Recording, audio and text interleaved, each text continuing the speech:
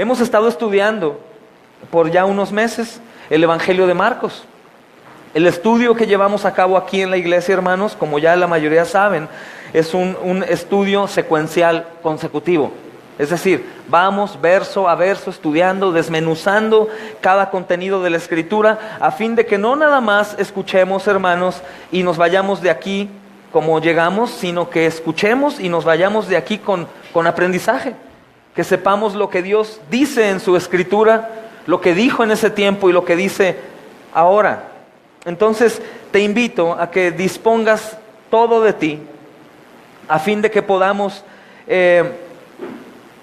apreciar y recibir lo que Dios tiene para nosotros. Así que abran sus Biblias, amados, en el Evangelio de Marcos, capítulo 6, versículo 14 al 29.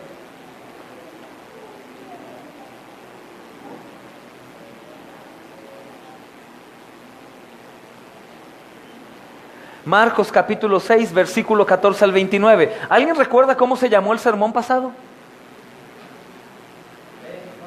Vayan, ¿qué? Todo proviene de Él. Hablando en cuanto a la fe del creyente, cuando de pronto nos encontramos en una situación en donde amamos a Cristo y de pronto la iglesia o el Señor pone en mí el querer ir a algún lugar de riesgo. Imagínate salir del confort de tu casa, de tu familia, de tu vida, de tu trabajo, para ir a predicarle a gente que no ama a Jesús. Normalmente iríamos a un lugar en donde se nos recibe bien. Si yo cambio mi lugar de residencia por un trabajo, yo ya sé que ya tengo un apartamento, yo ya sé que tengo un empleo seguro, un salario, y pues cambio de ciudad, es triste, pero tengo asegurado a dónde voy.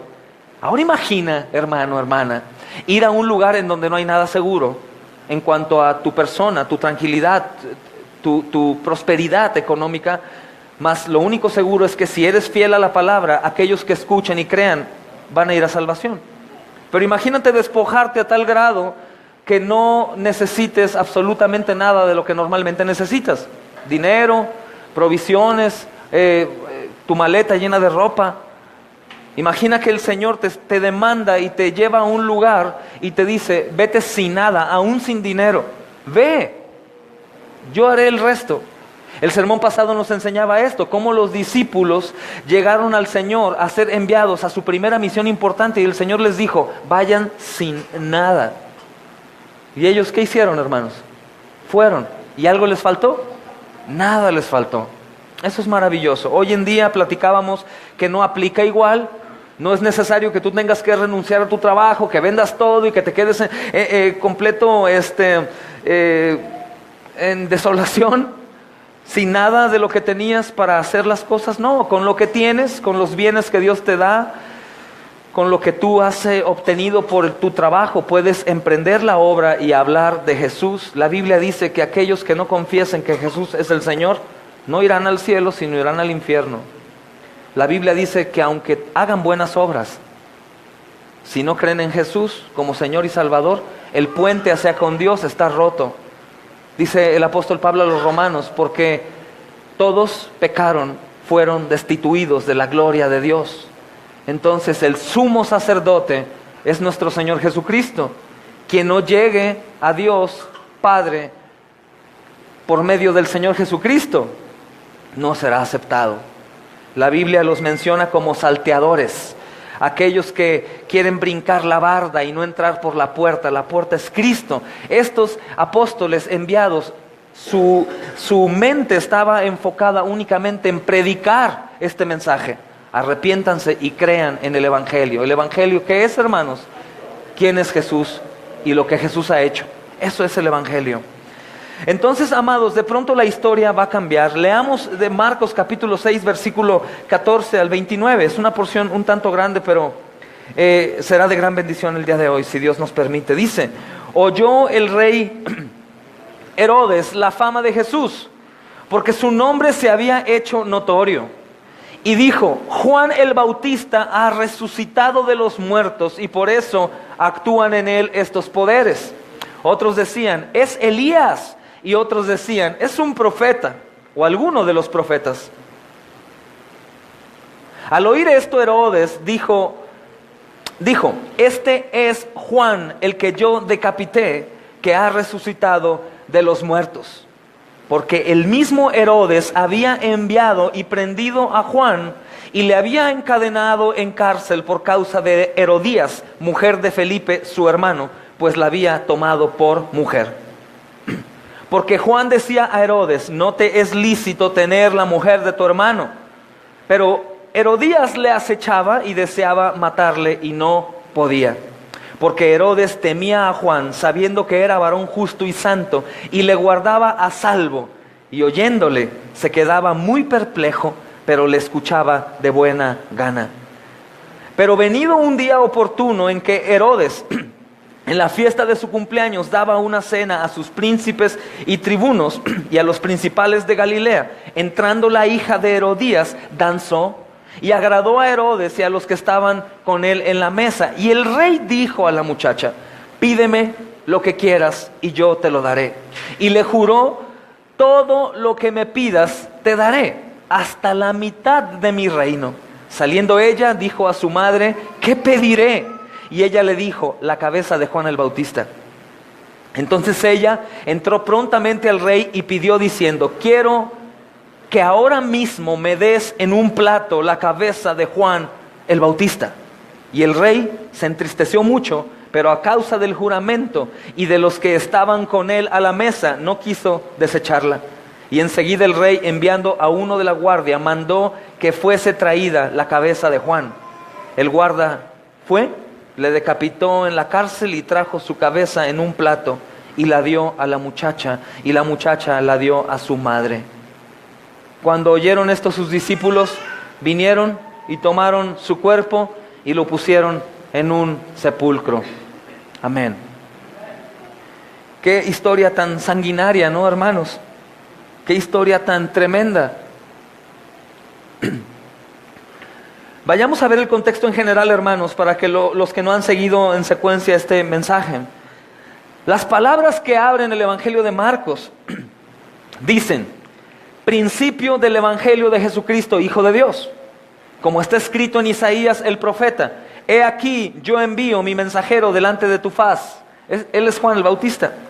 Que apareje tu camino delante de ti. Esto lo vemos en el capítulo 1, versículo 1 al 2. El mensajero, hermanos, que se está anunciando aquí en Isaías es este Juan el Bautista, el que acabamos de leer, que le decapitarán. Juan preparó el camino del Señor Jesucristo, predicando un bautismo de arrepentimiento para recibir el perdón de pecados. Es lo que Juan predicaba. Después, hermanos, vemos que el arresto de Juan, que esto es muy interesante porque aún el arresto de Juan prepara el escenario para los comienzos del ministerio del Señor Jesús. Podemos ver aquí cómo Jesús viene a Galilea predicando el mismo mensaje que Juan predicaba. ¿Recuerdan qué predicaba el Señor Jesús cuando comienza su ministerio? Arrepiéntanse y crean en el Evangelio. ¿Arrepiéntanse de quién y a quién le predicaba? A todas las personas, hermanos.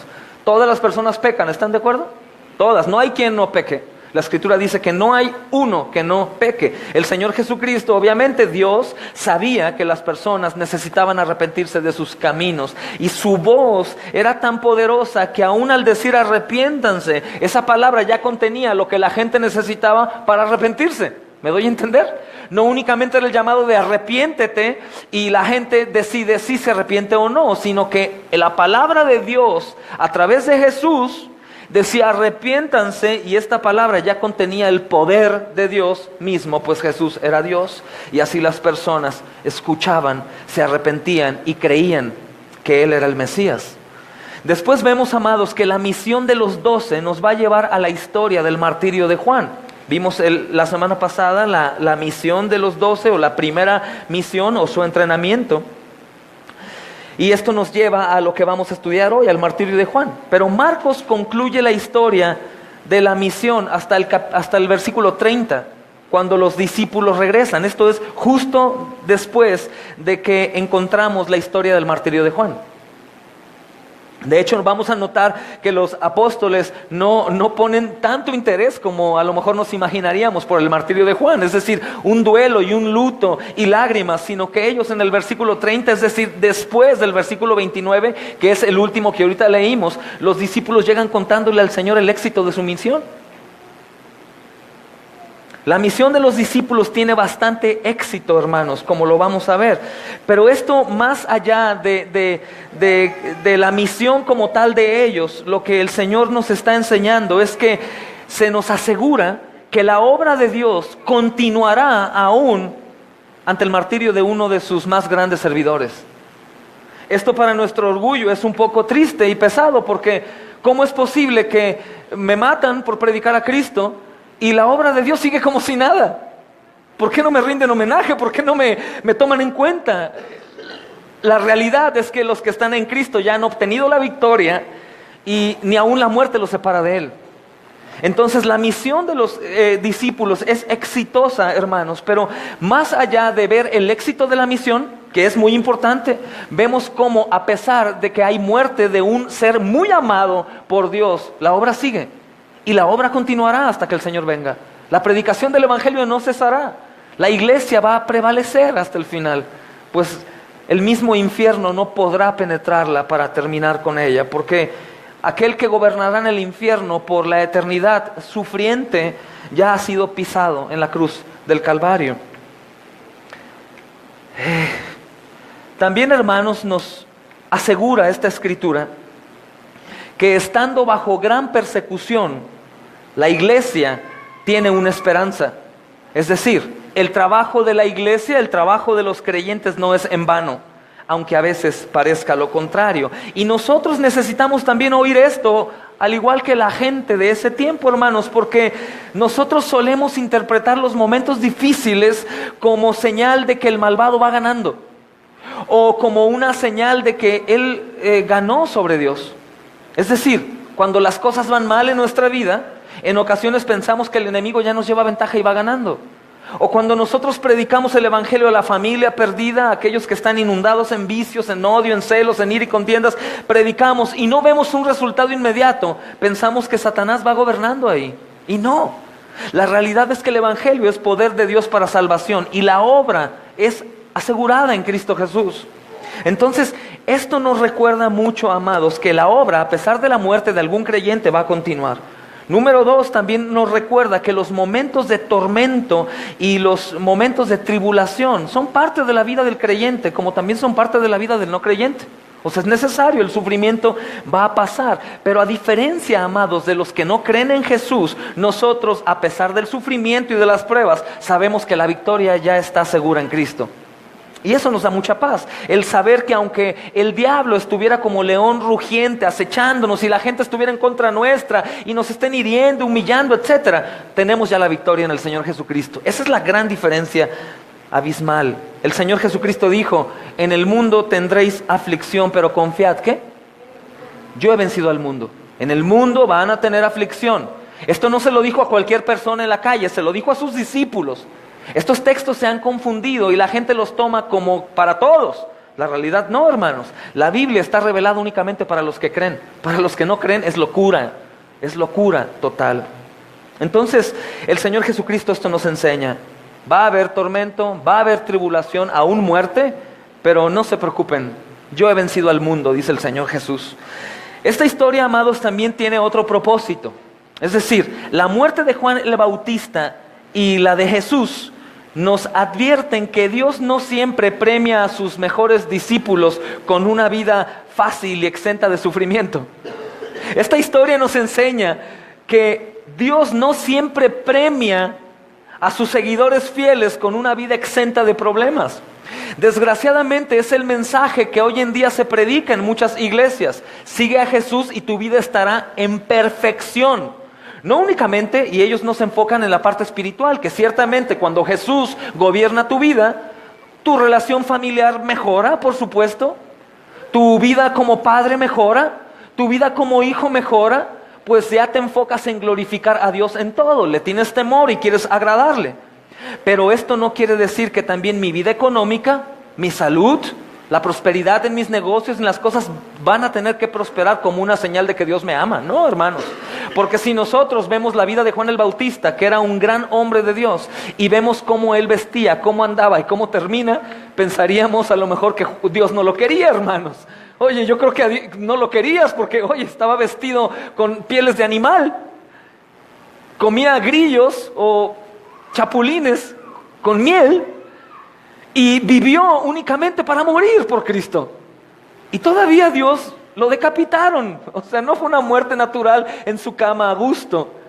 Entonces, jamás podemos medir el amor de Dios por la prosperidad. De hecho, hermanos, cuando la prosperidad económica o el deseo por siempre estar bien en nuestra vida y alrededor y en todo lo que emprendemos, eso puede ser un ídolo. Y el Señor Jesucristo ha venido a arrancar los ídolos. Entonces, amados, tenemos que enfocarnos como los discípulos a que nuestra paz únicamente radique en Cristo.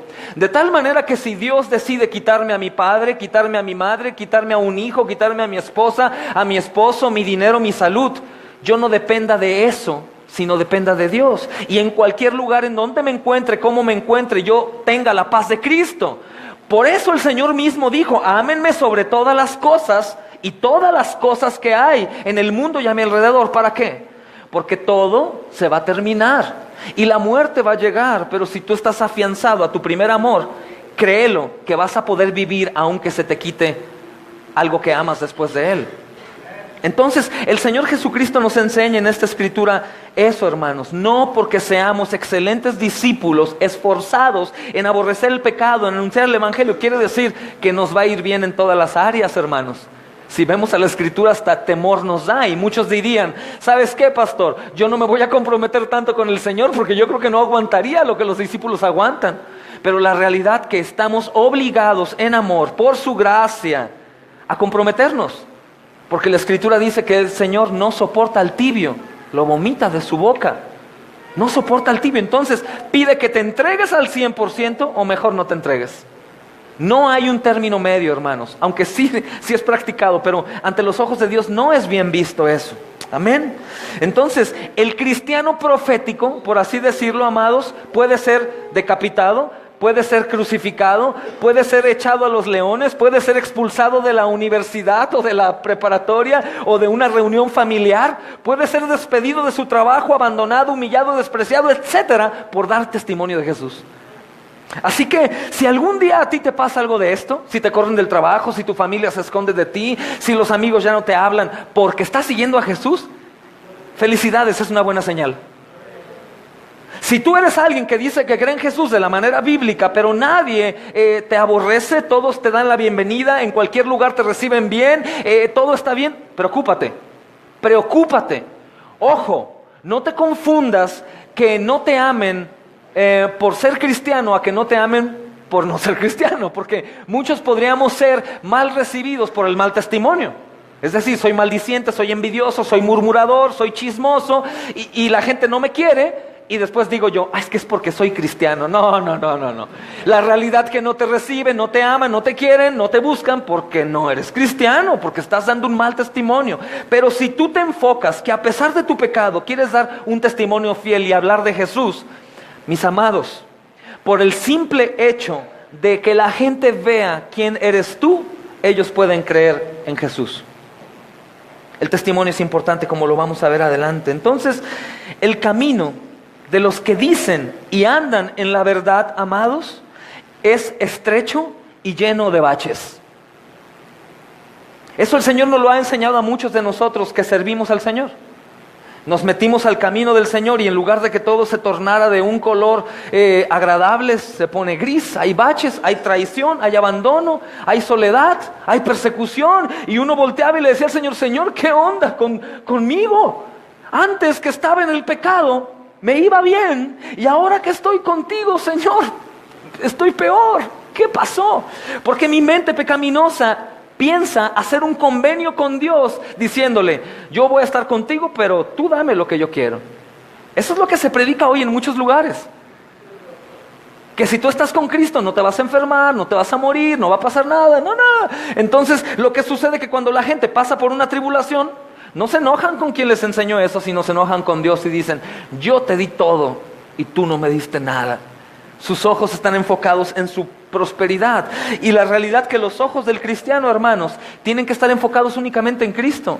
Por eso tenemos la cruz aquí. Y lo he enseñado muchas veces. Hay quien nos escribía en la transmisión en vivo de algún otro país y nos decía, ¿por qué la cruz? La cruz ya no la debemos de tener nosotros los cristianos. ¿Cómo no? Tú y yo no debemos de olvidar que Cristo fue colgado aquí como un animal y murió azotado por mis pecados y los tuyos. Que la cruz me recuerda lo depravado, lo hipócrita, mentiroso, adúltero, fornicario, todo lo que soy. Que por eso fue que Cristo fue puesto ahí, hermanos. La cruz no es una señal de bendición únicamente, la cruz es una señal de ira, de maldición también. Obviamente en la cruz, como ya enseñaba antes, se muestra la misericordia y la gracia y el amor de Dios, pero también se muestra la justicia y la ira de Dios. Entonces este va a ser un estudio, amados, que nos va a enseñar mucho. El Señor nos va a enseñar mucho, ruego pongas atención. Si acaso el sueño, la desesperación te gana, levántate, toma un café, date unas palmaditas, o yo te las doy, no hay problema. Y despiértate, por respeto al Señor, amados. Ok, después en la noche duermen.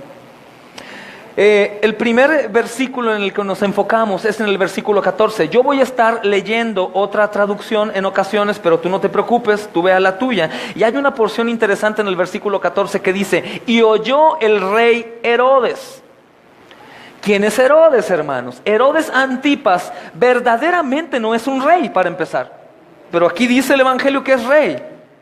Esto es un sarcasmo, por así decirlo, o una ironía, te voy a decir por qué.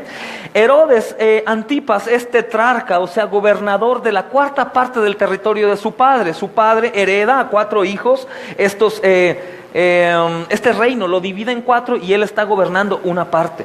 Su porción consta en Galilea y Perea. Él gobierna según le place.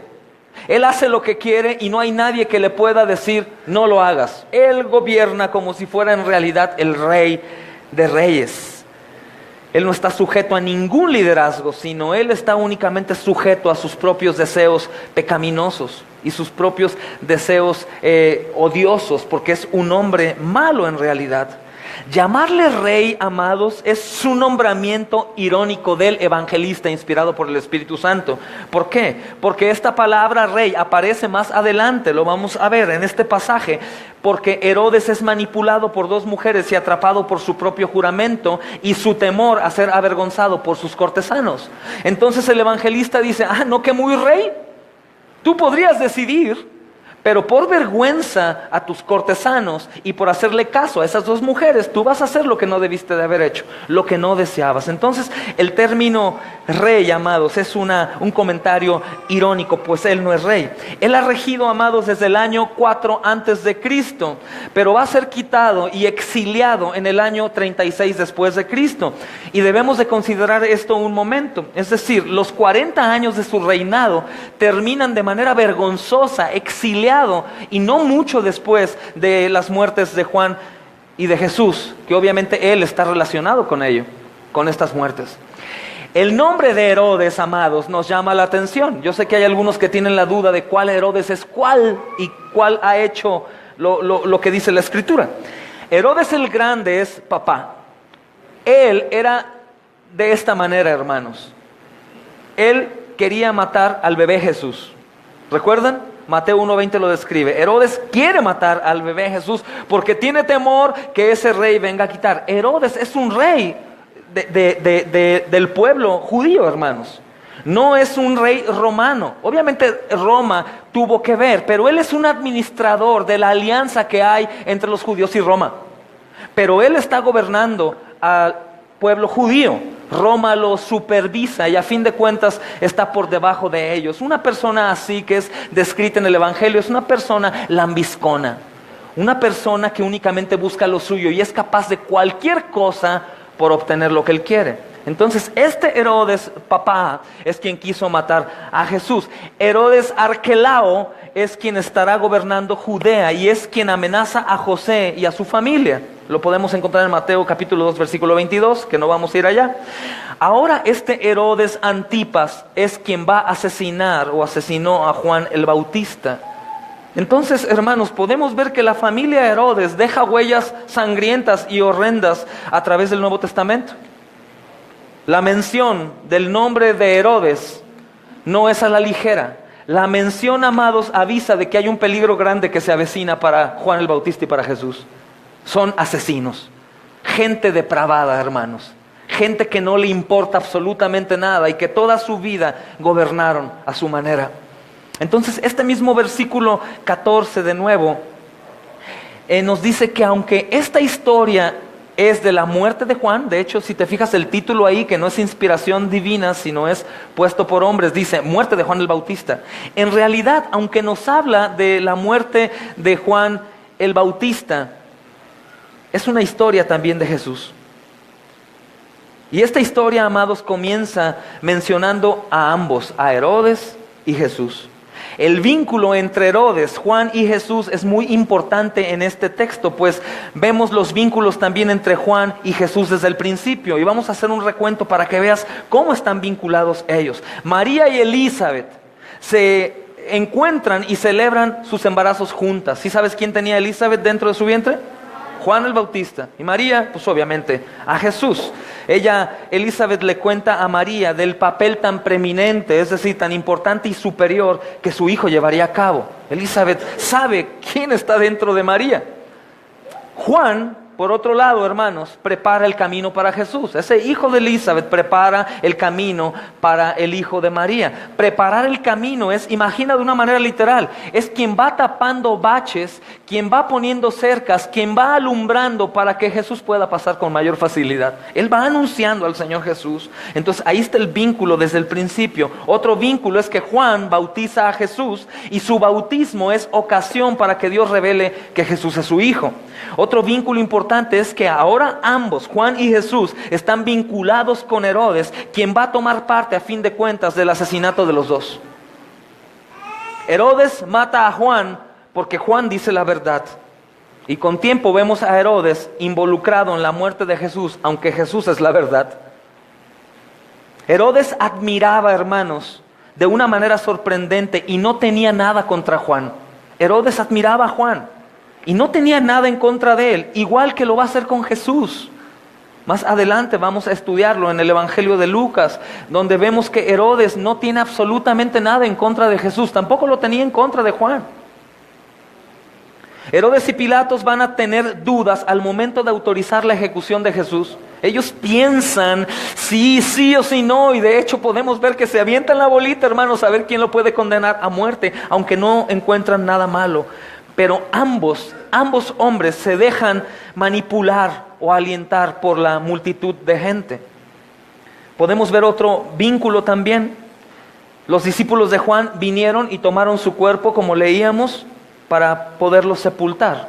Lo pusieron en un sepulcro. Y también los discípulos de Jesús lo abandonan, pero un discípulo que es José de Arimatea hace lo mismo, lo recoge y lo lleva a un sepulcro. Entonces ambos, amados, Juan y Jesús, continúan ejerciendo su fuerza después de morir. Juan tenía discípulos y continúa haciendo y inspirando a estos hombres, al igual que Jesús. La muerte de Juan continúa obsesionando a Herodes y cree que Jesús es Juan resucitado. Jesús, amados, de hecho, será resucitado.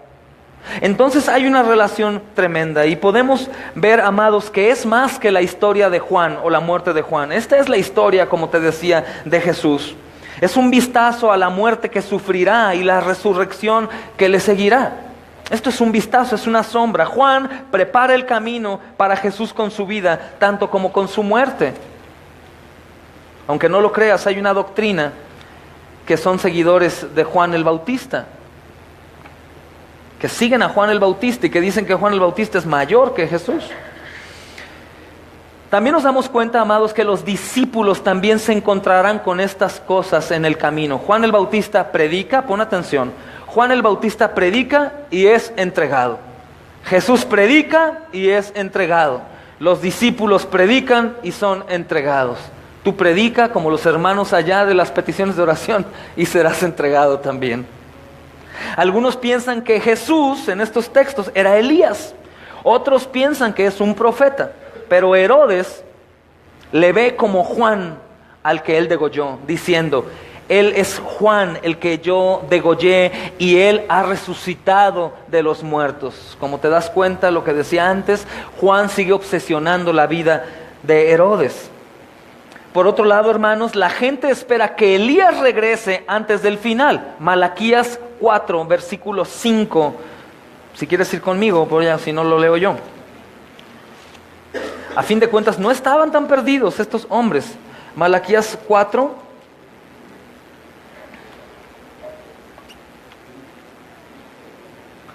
4:5 dice: He aquí, yo os envío el profeta Elías antes de que venga el día del Señor grande y terrible. Recuerda que la escatología, que son las cosas finales, antes de que el Señor venga y todo esto termine, comienza cuando el Señor Jesucristo venga. Arrepiéntanse, el reino de los cielos se ha acercado. ¿Cómo que se acercó? Sí, Cristo ya vino, ya empezó todo. Si te preguntas, ¿y cuándo comenzó el fin del mundo? Ya comenzó, hace 2000 años, desde que Jesús vino. Obviamente es anunciado desde antes, hermanos, pero es inaugurado cuando Jesús viene. Es inaugurado cuando Jesús viene. Entonces, para los que se preguntan, ¿cuándo comenzará el fin del mundo, hermanos? Más bien, ¿cuándo terminará? Porque ya comenzó. Ya comenzó. Entonces, si te das cuenta, estas suposiciones de quién es Juan tienen un sentido, hermanos. Tienen un sentido y no están tan errados todos. La gente esperaba que Elías regresara. Entonces Jesús les dice a sus discípulos que Juan es Elías. ¿Y a qué se refería? ¿Que Juan en verdad era Elías? No, hermanos. Se refiere a otra cosa que te voy a enseñar adelante. Por otro lado, la gente respeta mucho a los profetas, por lo menos a los que llevan muertos mucho tiempo. Pero Juan es el primer profeta que ha venido desde hace siglos.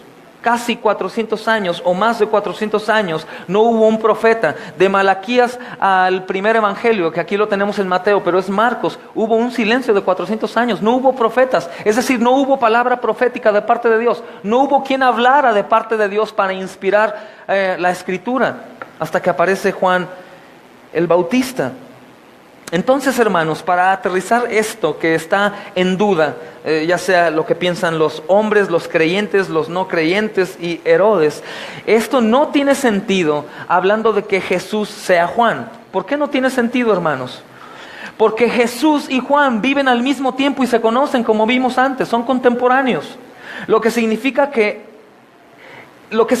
es que Jesús anunció que Juan sería Elías, no porque físicamente sería Elías, sino que el espíritu que reposaba en Juan era el de Elías. Ahora el espíritu que estaba en Juan, que es el de Elías, es el que lo lleva a hacer lo que hizo y cumplir lo que se le había ordenado. Ahora el espíritu de Juan también es el espíritu de Dios, que por supuesto estaba en Jesús, porque Jesús es Dios, ese espíritu era suyo. Y esto también sucede en el Antiguo Testamento, que el espíritu de Elías desciende o reposa sobre Eliseo. No vayan, pero en 2 de Reyes capítulo 2, versículo 15 habla de eso precisamente. El espíritu de Elías reposaba en Eliseo. El espíritu de Elías reposa en Juan. El espíritu de Juan, el Espíritu Santo que mora en él y que le hizo posible hacer todo lo que hizo, está en Jesús también. Él es lleno en su bautizo, ¿se acuerdan? Lleno del Espíritu Santo, y es el mismo Espíritu Santo quien estará en sus discípulos para poder cumplir la gran comisión. Es el Espíritu Santo quien hace la obra en ti, quien hace la obra en mí. Pero la verdadera identidad de quién es ese Jesús la dice Pedro en el capítulo 8, versículo 29 de Marcos. Y no importa que nos adelantemos un poco, quiero que lo leas. 8, versículo 29, y dice: entonces él les dijo: ¿y vosotros quién dices que soy yo? Dijo Jesús. Respondió Pedro y le dijo: ¿tú eres quién? Cristo. ¿Qué razón tenía? Y puedes decir: Pedro, qué sabio. No, hermanos, no fue por él, no es revelación suya, sino es revelación del Padre, para que él pudiera confesar que Jesús era el Cristo, el Señor. De la misma manera tú y yo logramos confesar quién es Jesús, no por lo sabio e inteligentes que somos, sino por revelación del Padre. Amén. Si pasamos a la siguiente porción, amados, el versículo 17 al 20, vamos a escudriñarlos. Dice que Herodías acechaba a Juan. Dice, porque el mismo Herodes había enviado y prendido a Juan y le había encadenado en la cárcel por causa de Herodías. Entonces se dice que Juan fue encarcelado bajo orden de Herodes. Y la acción rápida de quien va a ejecutar a Juan sugiere que Juan es prisionero del mismo palacio en donde se está tomando el banquete. Es decir, están en esa cena, en un banquete, ahí con la gente y la esposa de este hombre, y Juan el Bautista está encarcelado ahí, por lo que vamos a leer más adelante. El mismo versículo 17 dice, a causa de Herodías, mujer de Felipe su hermano, pues la había tomado por mujer. Esto es un shock, es tremendo. Herodes arresta a Juan y lo encarcela por la oposición de Juan al matrimonio con Herodías. ¿Qué quiere decir esto? Amados, Herodías fue esposa del hermano de Herodes. El nombre del hermano es Felipe, dice la escritura, aunque algunos historiadores dicen que también se llamaba Herodes, no está de extrañarse. Entonces, el árbol de la familia de Herodes es muy complejo y muy preocupante, amados. Herodes el Grande se casó con varias mujeres. De estas varias mujeres hubo 7 hijos. Herodías es hija de uno de esos 7 hijos. Ella se casa con 2 de los 7 hijos. Esto significa que sus 2 esposos también son sus tíos. Es un degenere, hermanos. Las fiestas de los hombres de esa clase eran completamente impías. Muy parecido a los de Roma. Ellos prácticamente estaban adquiriendo mucho conocimiento de depravación de Roma. Entonces, imagina esto.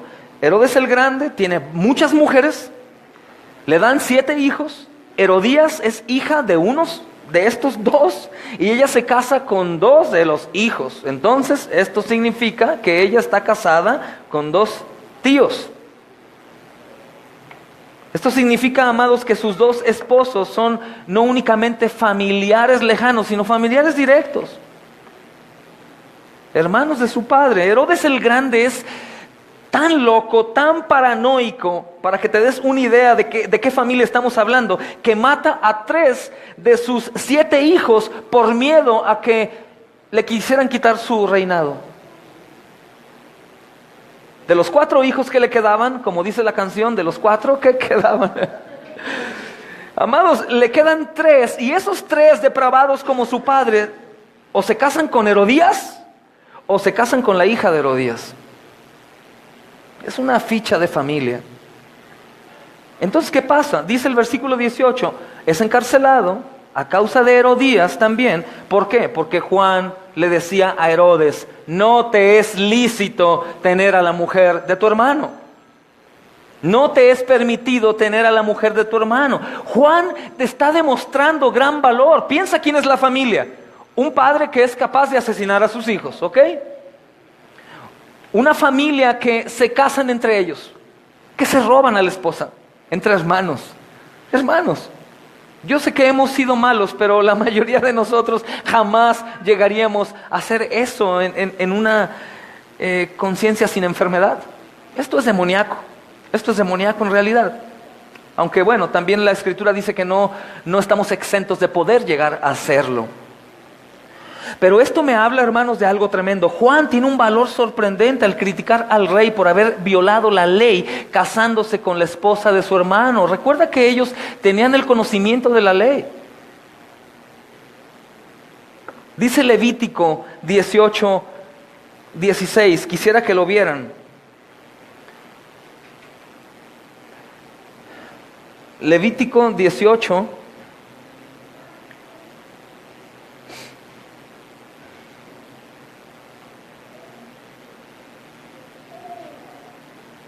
Dice, la desnudez de la mujer de tu hermano no descubrirás. Es la desnudez de tu hermano. La ley prohibiendo el hacer este tipo de cosas, porque el tener a la esposa de tu hermano era algo que el Señor no permitía, hermanos. Dice, el ver la desnudez de ella es hacer lo incorrecto. Ella es de tu hermano. Mira el capítulo 20, versículo 21, ahí mismo en Levítico. Dice, y el que tomare la mujer de su hermano comete inmundicia. Comete inmundicia. Entonces, Juan el Bautista se atreve a hablarle a un hombre como Herodes de esto, hermanos. Juan el Bautista se atreve a hablar de esto con Herodes. ¿Tú crees que Herodes podía sacar su espada y asesinarlo? Había matado a sus hijos, hermanos. Pero Juan el Bautista no estaba esperando a ver cuándo Herodes andaba de buenas para darle un mensaje diluido. Herodes, mira que estaba pensando, ya que tú y yo somos conocidos, que creo que estás haciendo mal. Mira, Dios te ama y tiene un plan maravilloso para tu vida. Eso es lo que muchos hoy en día predican. Tienen temor a decir la verdad porque la gente en la iglesia se puede ir porque son confrontados con su pecado y ellos pecan por anunciar un evangelio que no es el evangelio de Jesús. El evangelio de Jesús confronta, hermanos. La Biblia confronta. La Biblia hace sentir al pecador miserable, sucio. Y uno se da cuenta porque cuando la palabra es predicada y Dios quiere hablarte a ti, te penetra y te duele y sales aquí balbuceando contra el predicador. Muy santo ha de ser, Pastor Charlie. ¡Ja! Ni modo que él no peque como yo peco. Porque es confrontado mi ser completo por mi pecado. O vamos a casa y le damos un codazo a la esposa. De seguro le dijiste al pastor lo que estoy haciendo, ¿verdad? No te importa que mi nombre sea pisoteado. Y nos imaginamos tantas cosas, pero el Señor es tan bueno, hermanos, que a través de esa verdad que lastima nos trae libertad. La verdad, hermanos, corta, hiere horriblemente, pero la verdad sana también. La verdad sana, la verdad trae libertad. Y mientras la gente no conozca el mensaje verdadero, no va a ser libre. Por eso, amados, hay un montón de gente que se dice ser cristiana y no manifiesta frutos. Una de dos, porque no ha escuchado la verdad o porque no quiere recibir la verdad. Prefieren seguir en lo suyo.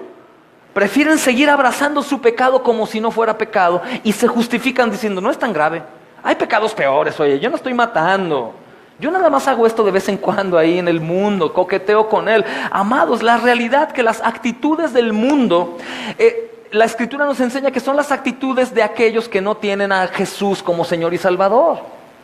¿Y sabes qué dice la Escritura acerca de los que son amigos del mundo, no? Juan lo dice, Santiago lo dice. El que es amigo del mundo es enemigo de Dios. Esto no es para vivir incómodos o vivir como militares, hermanos, y aquí como los caballos volteando al frente, no. Es nada más recordar que nosotros tenemos una naturaleza diferente. Cristo murió en la cruz por nosotros. Yo no puedo continuar viviendo igual a como vivía antes. Yo me encargaré de que mis hijos conozcan el camino de la piedad. Yo me encargaré de discipular a mi esposa para que ella sea una mujer humilde, una mujer prudente, una mujer piadosa, que se va a sujetar a mi gobierno como cabeza de familia por amor, no porque la maltrato. Y que yo como hombre voy a ver el camino de la cruz y voy a cuidarla a ella más que a mi propia vida y que aún voy a ser capaz de morir por ella. Eso es la vida cristiana. Me despojo de los deseos del mundo, de las actividades del mundo, no porque nosotros tengamos miedo de. Hermanos, muchos de nosotros como yo conocemos más del mundo que el mismo mundo. Pero la realidad que el Señor nos llama a vivir el cielo en la tierra. No a flotar y andar ahí, no, hermanos, sino tener una nueva mente, una nueva naturaleza. Por Cristo y por su gracia nos es permitido. Y eso es un gozo, no es un imperativo que nos hace estar incómodos. Eso debemos de buscar. Juan el Bautista le hablaba a este hombre de una manera fuerte, hermanos, porque él gobernaba ese pueblo en donde el pueblo de Dios estaba, amados. Y Juan el Bautista no se tienta al advertirle qué estaba haciendo. Obviamente, hermanos, Juan el Bautista tiene el conocimiento de la ley. Y este versículo de Levítico nos dice que eso era prohibido. Hubiera sido legal si el hermano estuviera muerto. Deuteronomio 25, del 5 al 10, dice que eso es permitido. Me gustaría que vayan ahí, hermanos, para poder ver lo que Juan estaba enseñándole. Deuteronomio 25, voy a ir pronto porque no quiero desviarme de Marcos 25:5. Deuteronomio 25:5. al 10. Dice, cuando hermanos habitaren juntos y muriere alguno de ellos y no tuviere hijo, la mujer del muerto no se casará fuera con hombre extraño. Su cuñado se llegará a ella y la tomará por mujer. Pero aquí el problema, amados, es que Felipe estaba vivo. La historia dice que probablemente en alguna reunión, Felipe llegó muy guapo con su esposa, muy seguro, pero no sabía el tipo de gañán que era su hermano. Vio a la esposa y dijo, mi sobrina. Hermanos, o sea, la realidad que esto es algo muy enfermo. Es una familia que está anunciando que son una clase de personas a la que nadie de nosotros le gustaría estar bajo su dominio. Nadie.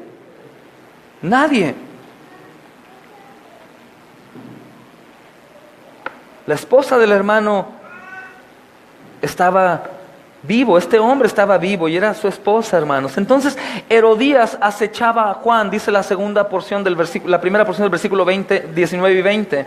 Dice, Herodías le acechaba y deseaba matar y no podía. ¿Qué quiere decir esto? Dice la siguiente porción, porque Herodes temía a Juan sabiendo que era un varón justo y santo y le tenía respeto. A mí me sorprende mucho la reacción de Herodes sabiendo quién es ante la crítica de Juan. ¿Por qué, amados? Le tenía respeto. ¿Y cómo le va a tener respeto un hombre que no se respeta ni a sí mismo a Juan? Lo que sucede, amados, que es que el testimonio de Juan era lo que colaboraba en el respeto que Herodes le tenía a él. Herodes era una persona que no manifestaba amor por la religión, por el Señor, mas sin embargo el testimonio de Juan impactaba la vida de Herodes y él sabía que había algo ahí extraño. Hablábamos el domingo pasado, es como el centurión romano viendo a Cristo ahí azotado en la cruz y después de que lo están abandonando, escupiendo, apedreando, latigando y le están golpeando, Jesús dice, Padre, perdónalos. El centurión dijo, no es posible que este sea un hombre, ningún hombre sería capaz de decir eso cuando lo están atacando. De la misma manera Juan el Bautista era tan entero en su fe que Herodes era impactado. Es decir, amados, mi vida santa es importante para el incrédulo. A veces gente es convertida o va a Cristo no por lo que le hablas, sino por lo que ven en ti. Hay muchos que pueden decir, oye, no es igual a como antes era. Aunque no hables, el testimonio de Cristo en tu vida es reflejado cuando realmente has creído en Jesús. Es imposible que una persona que ha nacido de nuevo no dé testimonio de que es de Cristo. Pero también, amados, esto me suena como si el motivo de Herodes por arrestar a Juan tenía un doble propósito. Uno podría ser que él quería poner fin a su crítica y a la vez proteger a Juan de la ira de Herodías. Porque Herodías quería matarlo. Y a lo mejor también Herodes estaba cansado de la crítica de Juan. Pero es curioso, hermanos, porque era un hombre con poder que él lo podía desaparecer. Lo más tremendo es que esto nos dice que Juan el Bautista no cesaba de reprenderlo. O sea, yo imagino en su aposento este hombre ahí y Juan, Herodes, estás pecando, Herodes, arrepiéntete. Te has casado con la mujer de tu hermano. Lo corrían. Herodes bañándose, hermanos, y de pronto se abría la cortina. Herodes, arrepiéntete. Iba, hermanos, a coger algo ahí. Ahí salía Juan el Bautista. Herodes, arrepiéntete. En cierta manera, Juan el Bautista nos enseña que hay que tener amor por los que nos odian. Amor por nuestros enemigos y aún a nuestros enemigos, hablarles de Jesús. Lo más normal es que le predicamos a los que nos caen bien. Pero qué bendición predicarle a los que no les caemos bien, a los que no nos aman, a los que no nos quieren. También nos enseña que podemos predicarle con la autoridad de Dios en su palabra a esas autoridades, hermanos, resistentes. A mí me gusta mucho predicarle a policías. Y si veo un número de policías ahí, me gusta ir a hablarles y decirles, ey, no se sientan mucho. Si ustedes son autoridades, fueron puestas por el Señor y son usados por el Señor. Muchos se sorprenden y les gusta y muchos se enojan. A muchos no les gusta saber que ellos no fueron puestos ahí por sus propios méritos, sino que han sido predestinados para ser autoridad, como cualquier otra autoridad. Pero yo imagino a Juan insistente. ¿O qué relación tiene Juan el Bautista, que vive en el desierto comiendo chapulines, vestido de piel, en el aposento de Herodes, hermanos? ¿Qué relación hay? Lo más seguro que Juan el Bautista continuamente iba a ese lugar. Entonces el propósito de Herodes, o uno de estos propósitos, es arrestar a Juan, probablemente para callarlo, pero también para protegerlo de la ira de Herodías, pues Herodías estaba siendo encarada en su pecado. Prácticamente le estaba diciendo: eres una fornicaria, adúltera, has faltado a la ley, oye, cambiaste de hermano nada más. Ella tenía odio. Herodes sabía que mientras Juan estuviera bajo la custodia suya, no podría más provocar a Herodías y podía calmarlo un poco. También me dice, hermanos, como es muy normal, este tipo de hombres de esas características también siempre se escudan bajo su esposa. Ese tipo de matrimonios, hermanos, siempre son dominados por la mujer. Donde no hay amor, donde no hay cosas del Señor, la mujer domina por encima, la mujer manipula, la mujer hace lo que quiere con él, aunque aparentemente él manifiesta mucha hombría. Herodes probablemente tiene temor a que Herodías lo mate y le tiene estima, lo quiere guardar. Él lo encierra sabiendo que queda lejos del alcance de esta mujer tremenda, terrorífica. También podemos creer, amados, que él lo quería tener cerca como un objeto de buena suerte. Pues obviamente una persona que no ama a Dios sobre todas las cosas es un idólatra o supersticioso. Entonces dice la siguiente porción: Herodes, oyéndole, se quedaba muy perplejo y le oía de buena gana. Creo que tú y yo esperaríamos que Herodes se tapara los oídos a las críticas de Juan. Cuando nos ha tocado confrontar el pecado de alguien, lo que menos vemos es la disposición de escuchar y decir: sí, es cierto, soy un pecador, soy miserable, soy adúltero, tienes razón, dame más. No, evaden su pecado, niegan su pecado, tratan de huir. ¿Ya terminaste de sermonearme? Ya me voy. Pero la Escritura dice que Herodes ponía atención. ¿Por qué creen que ponía atención, amados? Yo sé que esto es relacionado con el poder de Dios, del Espíritu Santo, pero vuelvo a lo mismo. Santidad y verdad, amados, tienen mucho poder para destapar los oídos, hermanos. Santidad y verdad tienen mucho poder de Dios para transmitir a los incrédulos. Cuando la vida tuya como creyente da frutos, la gente que no cree puede creer por ti, por verte. Dice: no, definitivamente esta mujer no era así, no puede ser. ¿Qué te pasó? Es que Cristo murió por mí y me ha salvado. Oye, este hombre era un borracho, desquiciado, adúltero, fornicario. Ahora lo veo tan tranquilo, tan amoroso, tan perdonador, tan trabajador, tan animado. ¿Qué te pasó? Oye, es que Cristo murió por mí, Cristo me ha salvado. La gente obviamente va a desear al Señor, hermanos, por testimonio. Entonces lo más probable es que Herodes escuchaba a Juan porque veía un hombre íntegro, un hombre con verdad. Y esto también, amados, nos enseña algo que vemos día con día. Los que se encuentran en puestos de poder suelen rodearse de gente que les dice sí a todo. Un jefe en una empresa o una persona importante mueve las manos, dice y deshace: sí, señor, claro que sí, señor. La gente les dice lo que ellos quieren oír.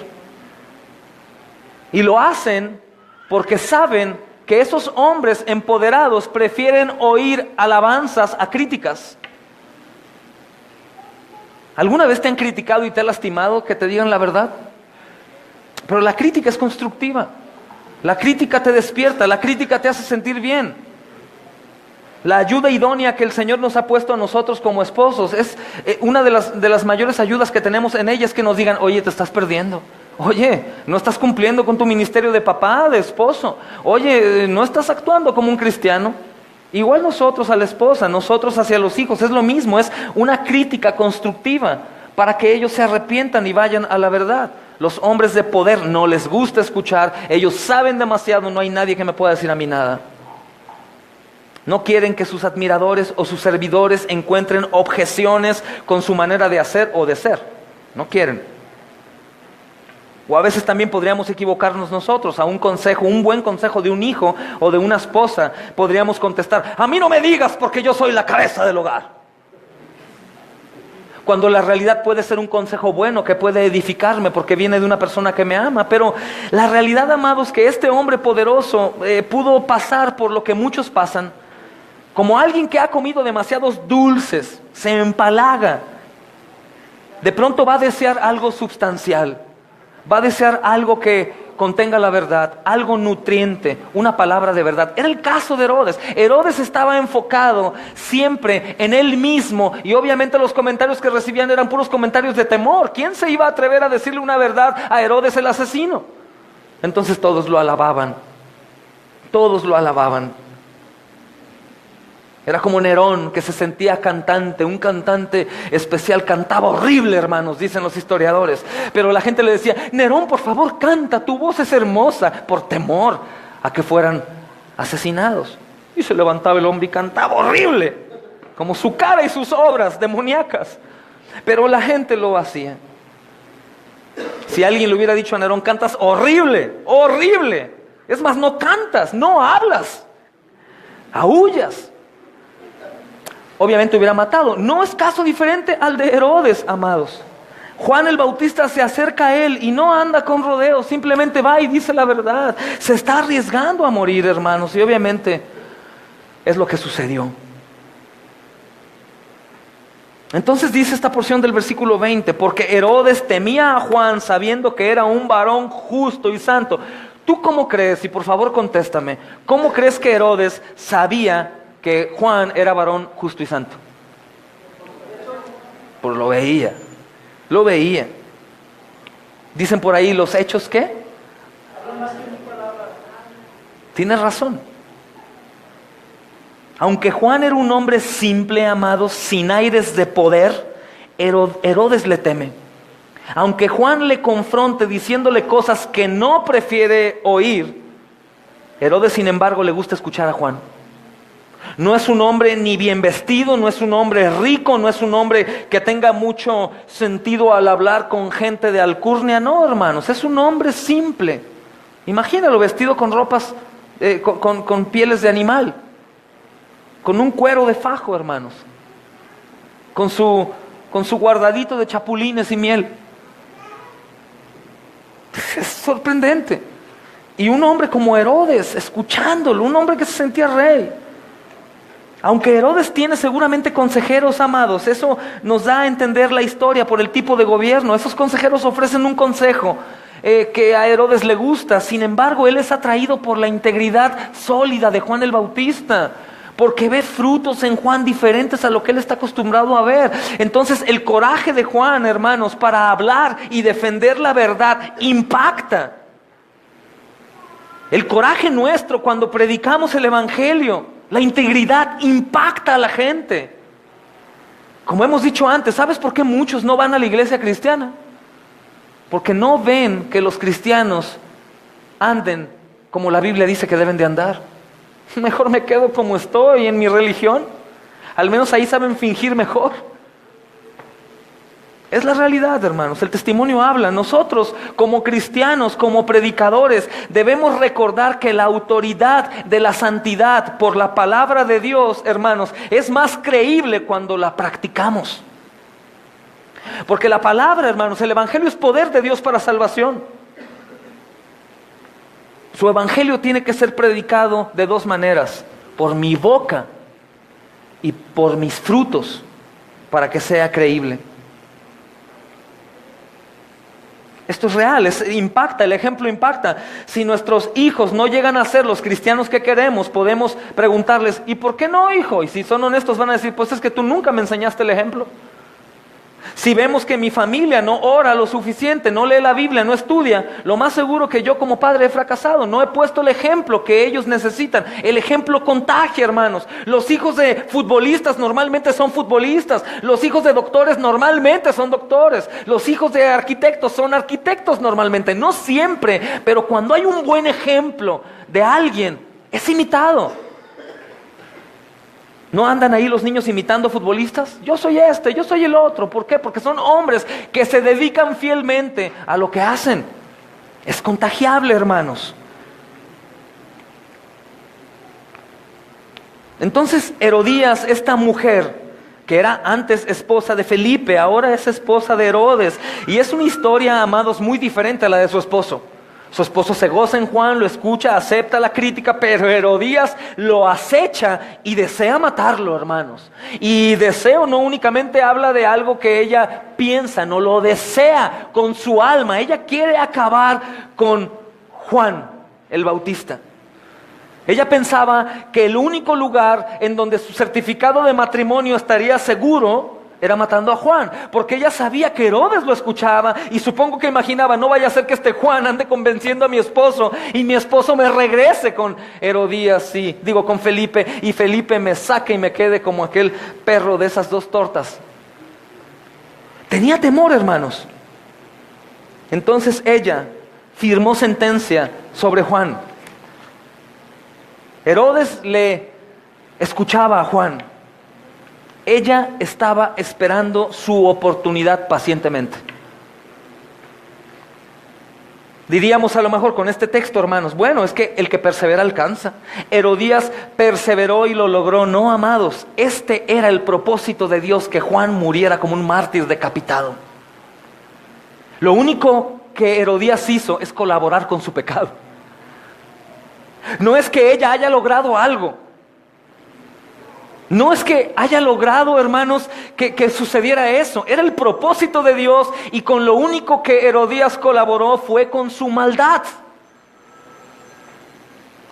Herodías, amados, es un arquetipo, es decir, una imitación de una reina malvada. Imagina esas películas de reinas malvadas, es eso.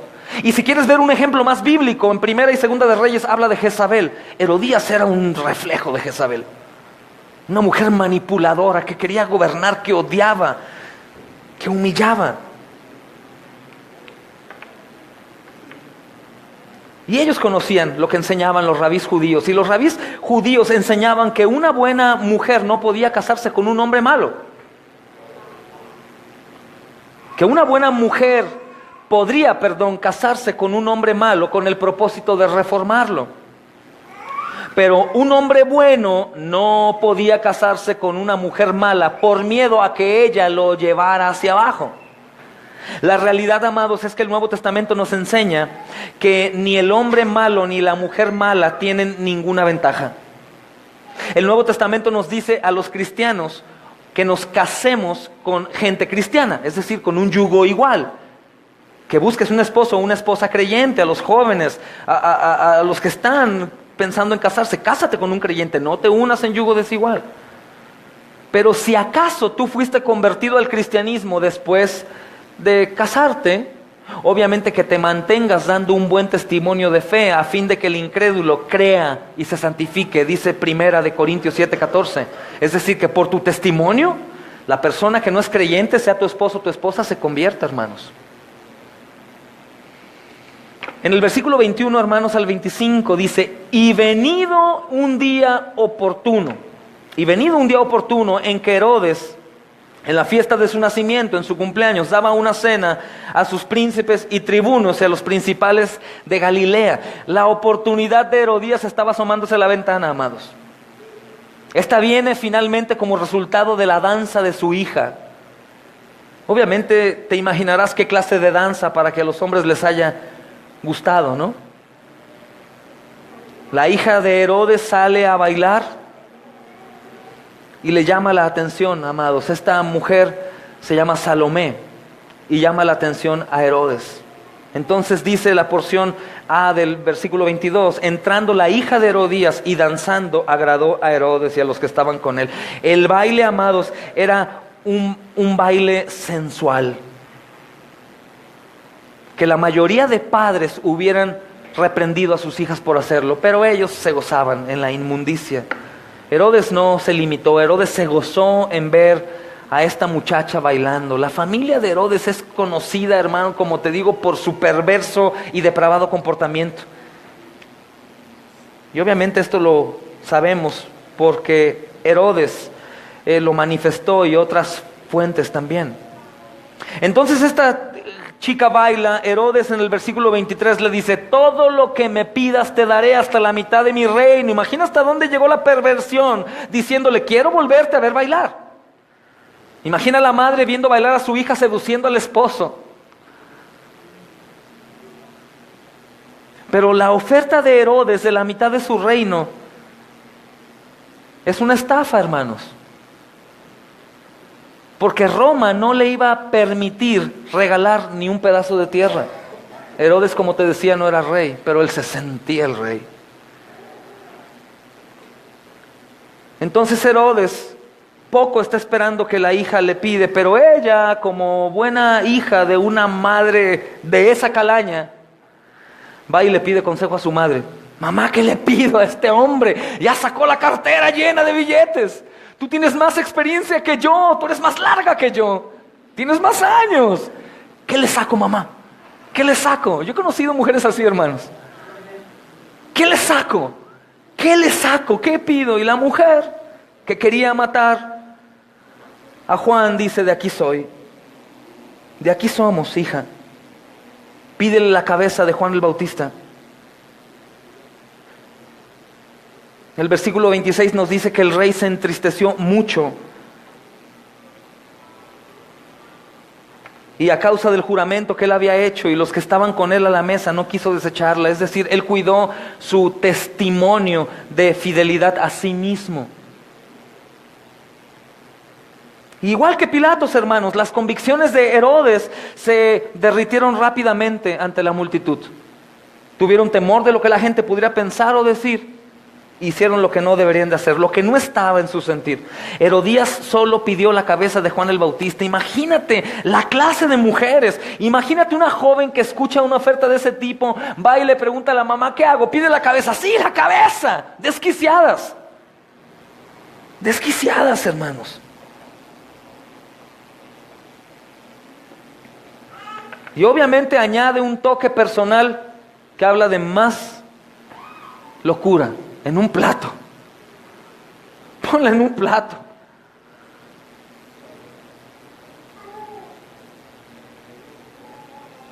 Es un toque macabro, ¿no crees? No sé si alguna vez alguien ha visto algún miembro de un cuerpo separado del cuerpo. Alguna mano, un dedo, un abrazo. Bueno, de mi hermano Héctor no podemos dudarlo, ¿verdad? Por el trabajo que tiene, lo ven. Pero no sé, hermanos, si ustedes lo han visto y es impresionante. A Toño le tocó alguna vez ver un cuerpo afuera de su casa cuando estaban descuartizando gente aquí en Guadalajara. Es impresionante. Ahora imagínate una cabeza en un plato, llevada a la reunión en medio de la cena, comiendo unas uvas y una buena pierna de pollo y la cabeza ahí. Hermanos, ¿qué clase de personas eran? Estas son las personas que la Biblia habla como depravados totales. Hermanos, es terrible. Hay una escena tremenda, amados. Hay una escena tremenda de esto. Y obviamente Pilatos tiene mucho miedo. Hay un vínculo, más obviamente en sentidos opuestos, con la historia de Esther. Esther gana el favor del rey. En Esther capítulo 5 puedes ver. Y Salomé agrada a Herodes. Esther gana el favor del rey para un bien. Y Salomé agrada a Herodes para un mal. Ambos reyes ofrecieron la mitad de su reino, ¿recuerdan también? Esther capítulo 5:3 habla de esto. Marcos capítulo 6 versículo 23. Nada más que obviamente el primer rey sí era rey y el segundo no, era un charlatán. Mientras que Esther no pidió la muerte de su enemigo, pues esta mujer sí lo hace. Salomé pidió la muerte de Juan. Y es un pedido que Herodes cumple rápidamente. Por eso te enseñaba al principio que lo más seguro que Juan estaba encerrado ahí en el palacio de este hombre. Marcos capítulo 6, versículo 26 al 29, hermanos, para llegar a la recta final.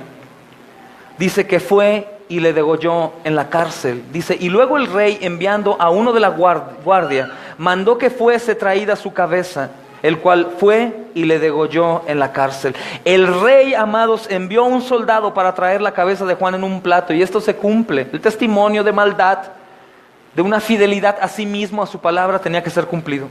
El guardia trajo la cabeza en un plato. Imagínate la escena, la cabeza de Juan el Bautista. ¿Quién era Juan, hermanos? Y se lo dio a la muchacha como un trofeo. Yo puedo imaginar a esta muchacha no asustada, sino sonriendo, gozosa de lo que había sucedido. La cabeza es presentada a la hija y la hija va con la mamá. Mira, mamá, se hizo lo que tú querías. Para mí es difícil imaginar cómo una niña, una adolescente y una madre puedan aguantar una escena tan sangrienta. ¿Tú puedes imaginarte, hija y madre, con una cabeza ahí gozándose en ello? Pero Marcos no anota aquí ningún disgusto de parte de ellos. Marcos no dice, y al ver la cabeza devolvieron el estómago, o lloraron de angustia, o salieron corriendo despavoridas. No, hermanos, dice que se quedaron ahí y recibieron la cabeza.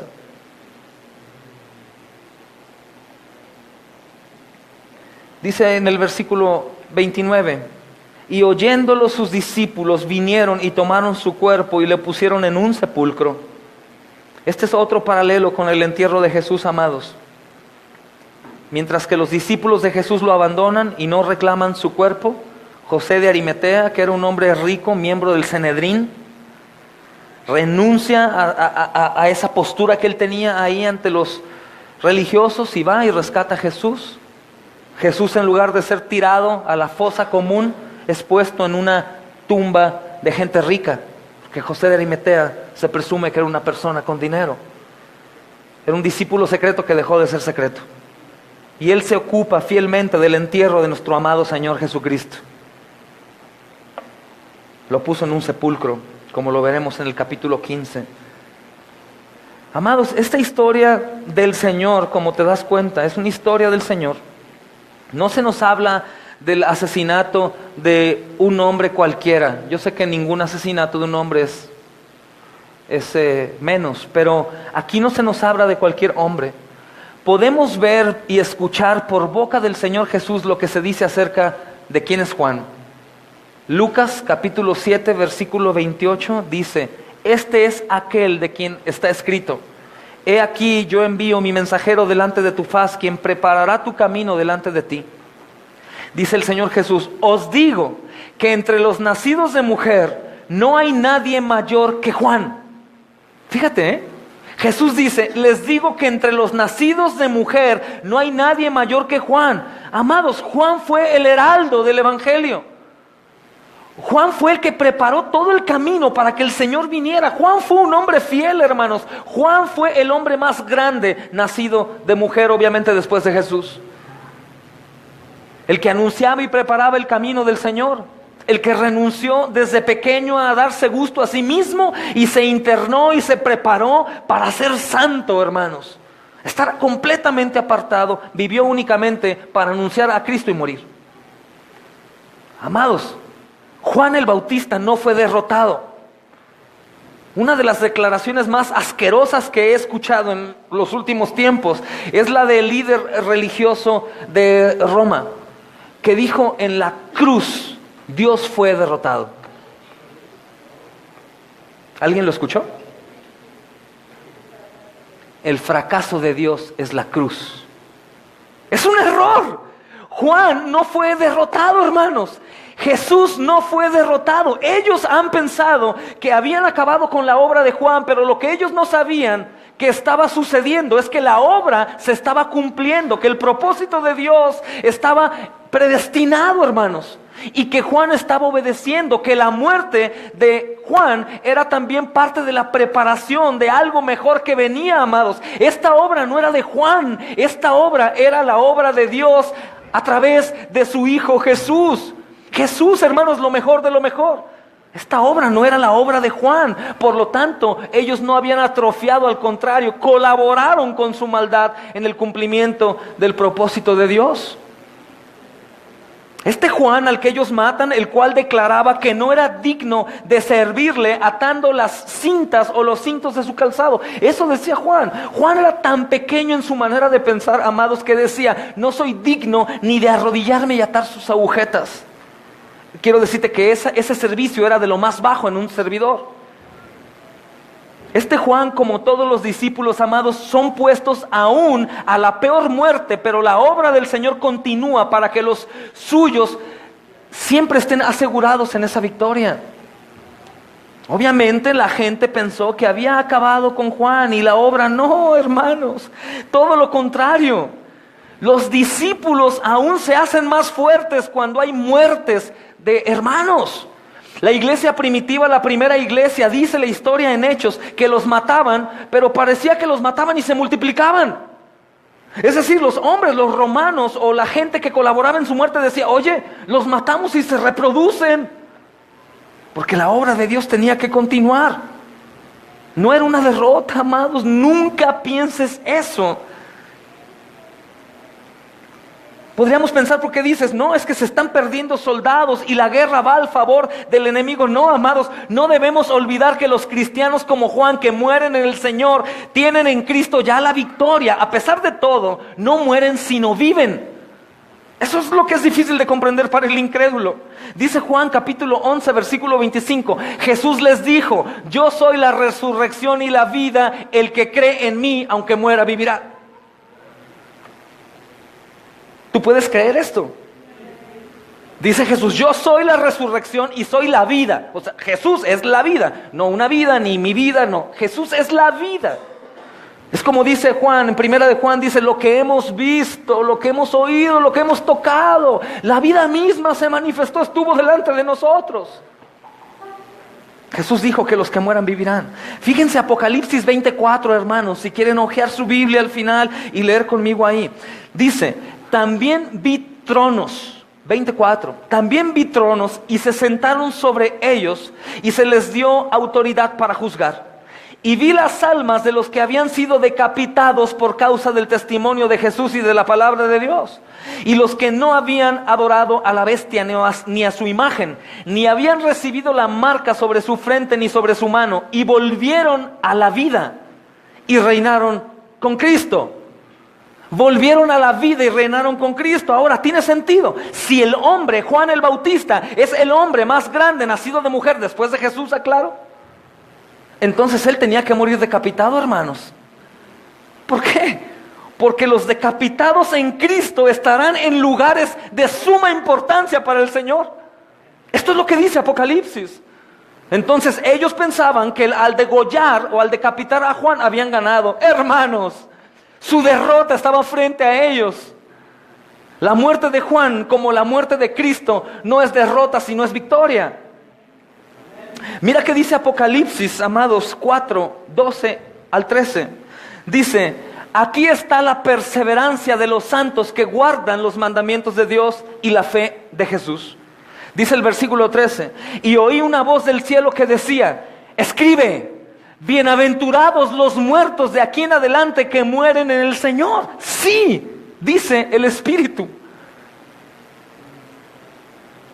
Entonces esta trágica historia de tanto odio, esta trágica historia de que le han dado muerte al hombre más grande que ha nacido de mujer después de Jesús, esta historia que a muchos los podía entristecer, esta historia que muchos podrían declarar que Dios perdió uno de sus mejores soldados, dice todo lo contrario, amados.